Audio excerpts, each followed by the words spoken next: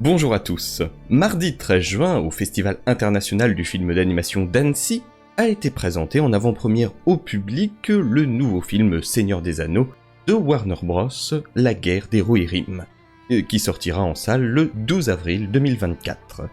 Cette présentation d'1h10 a permis au public d'entendre et voir quelques visuels et détails sur ce nouveau film. Alors que l'on s'attendait à avoir le droit à un premier trailer diffusé dans la foulée en ligne, au final, même le public présent dans la salle n'y a pas eu le droit. Le moins qu'on puisse dire, c'est que l'on n'a pas appris grand-chose, surtout pour nous autres pauvres prolos qui n'étions pas sur place. Le tout alors que l'on a eu ensuite confirmation que le contenu présenté là-bas ne sera pas rendu public et était bien réservé aux participants du festival. Je vais donc ici me concentrer sur tout ce que l'on a de nouveau, sans répéter ce que j'avais pu dire dans ma première vidéo consacrée au film. Je vous invite donc à aller la voir ou la revoir si vous voulez des détails sur l'histoire du film, ainsi que son casting vocal. Car oui, le film est un film d'animation, et l'on a maintenant la confirmation qu'il sera en animation 2D, à partir de nouveaux dessins de John Howe et Alan Lee. Les producteurs exécutifs, Jason DeMarco et Philippa Bowens, ainsi que le réalisateur Kenji Kamiyama et le producteur Joseph Chou, étaient sur scène. Bowens expliquant comment l'idée d'un film d'animation, Le Seigneur des Anneaux, était en pourparlers depuis des années. Pour Bowens, il était essentiel de trouver le bon style visuel, car le film nécessitait quelque chose de réaliste qui ne serait pas étrange par rapport au film d'action réel. Philippa a d'ailleurs commencé la présentation en disant que Peter Jackson et Fran Walsh lui avaient demandé d'envoyer leurs salutations au public. Encore un rappel que même si Jackson n'est pas officiellement impliqué dans le film, son ombre, elle, le plane fortement dessus pour notre plus grand plaisir. L'histoire s'inspire donc des annexes, en particulier de 3 paragraphes clés de l'annexe A, qui racontent l'histoire de la maison royale d'Eorl qui régnait sur le Rohan.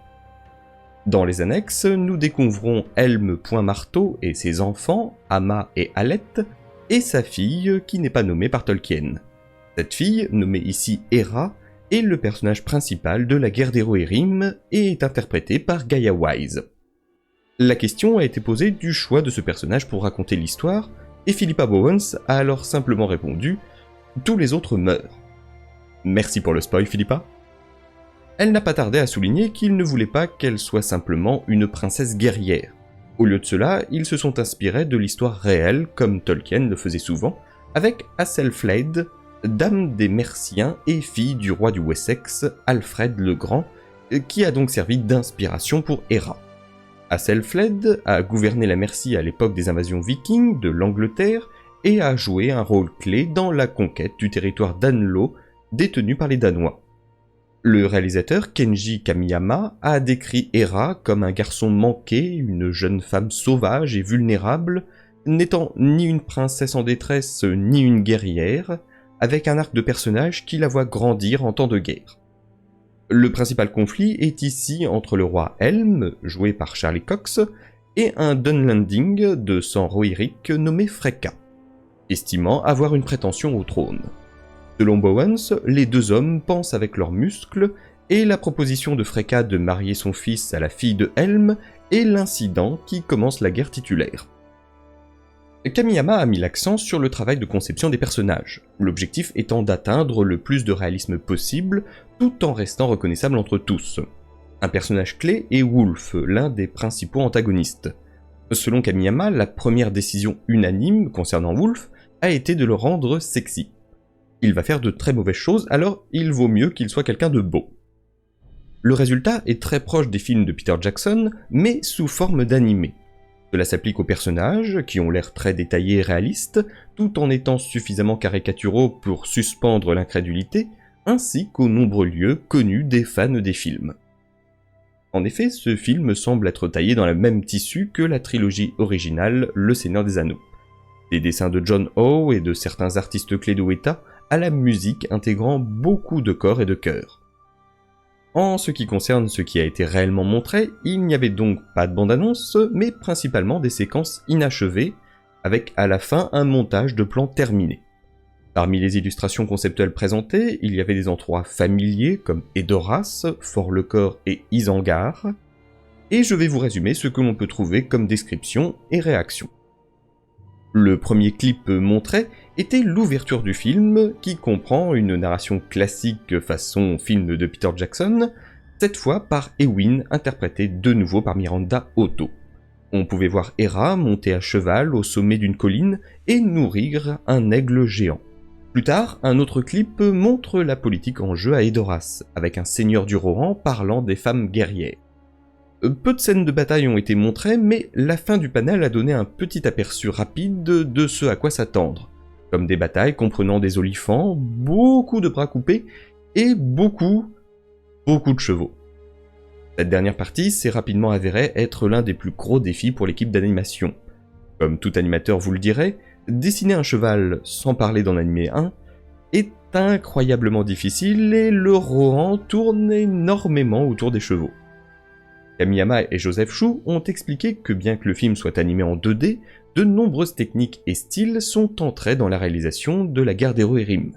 D'une part, l'équipe a demandé aux acteurs de réaliser des performances de capture de mouvement des personnages pour l'ensemble du film, avant de créer des modèles de scène dans des moteurs de jeu en temps réel comme Unreal, pour déterminer les angles de caméra et les mouvements afin de créer l'animation 2D. Kamiyama était clair dans son intention de ne pas faire de rotoscopie et avait plutôt des instructions pour que ses animateurs interprètent et traduisent le mocap comme référence pour l'animation 2D. Le résultat semble fluide avec des mouvements et des personnages réalistes et ancrés. Pour info, et si vous ne voyez pas ce que c'est, l'animation par rotoscopie est le processus de création de séquences animées en dessinant image par image sur des prises de vue réelles, ce qui permet aux animateurs de créer des personnages réalistes dont les mouvements sont similaires à ceux des personnages dans le monde réel. Et c'est ce processus qui avait été utilisé pour ce qui était le film d'animation Seigneur des Anneaux le plus connu, celui de Ralph Bakshi, oui, celui avec le Gollum fétichiste dont je vous avais parlé en vidéo.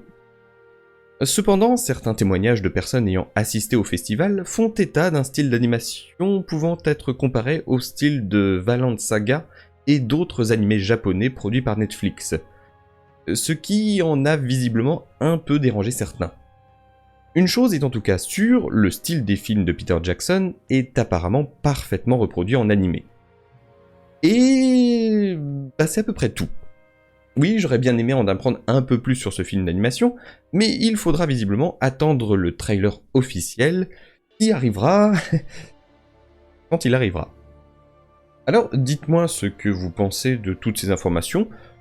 Personnellement, j'attends de voir. J'attends de voir ce que ça peut donner en termes d'animation. Et après tout, dans un film d'animation, c'est le style de l'animation qui détermine souvent si on aime ou si on n'aime pas. Je ne manquerai pas de vous informer dès qu'on aura du nouveau, donc n'hésitez pas à vous abonner pour ne rien rater. Si vous avez aimé cette vidéo, je vous invite à mettre un j'aime et à la partager, ça aide la chaîne. Et en attendant, merci à vous, et à la prochaine!